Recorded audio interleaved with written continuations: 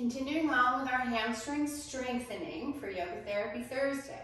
Now, if you're not someone that is going to go to the gym and really work their legs one day, or the backs of their legs, you want to begin to incorporate it into different moments throughout your day. Or if you're doing a yoga practice and you're working with a hamstring injury and you need more strengthening instead of lengthening, this exercise that I'm going to show you today is going to be a good one. You can substitute it into for any of the single leg balancing, or even if you're in a public class and they're doing tree pose, do this modification to really get some good work throughout the back line of your body. I'm going to stand up, use the chair for balance. Okay, so because we sit a lot, we're kind of sitting on our glutes, sitting on our hamstrings. They're not as strong as the front of our leg, but they're also stretched, overstretched, and weak. So when I bend my leg, let's say I'm going to bend my left leg, what will happen with most people is the thigh will come forward. So if I'm going to say, okay, put all your weight on one leg, bend the other leg.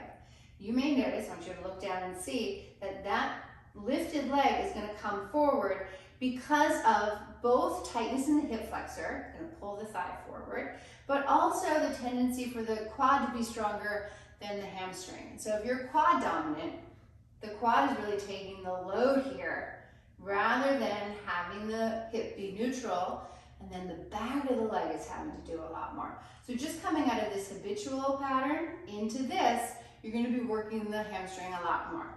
So now I want you to think about the left heel. And you're going to do two actions.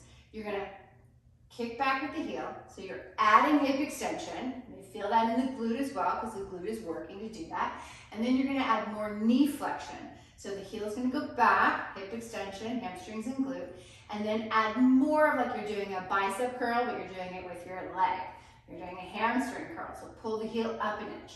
And suddenly you're like, oh my God, the back of my leg is working so much, instead of just lifting and having the leg here, which you can do forever.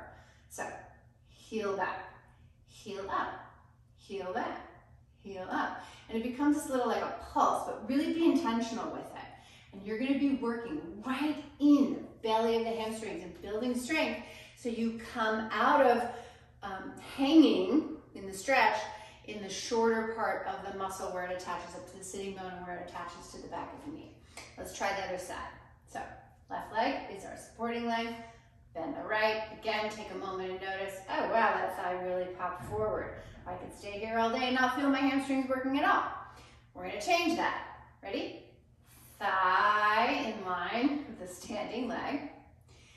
Right heel, back an inch. Right heel, up an inch. That's your new level, right? Back an inch, hip extension, up an inch, knee flexion. So good. And then you can also do pulses, right? Heel back, heel back, heel back, heel up, heel up. It's so good. And it only takes a minute on each side, or 2 minutes on each side. So instead of doing that tree pose where it's so easy, the thigh comes forward, and you're expecting to stay here all day. Oh, that. Great opportunity. Take movement breaks. If you're sitting for a long time, get up, just do that. You're going to come back. You'll feel more balanced all the way around. Sometimes we forget we have a back set. Got to train the back set. Happy yoga therapy.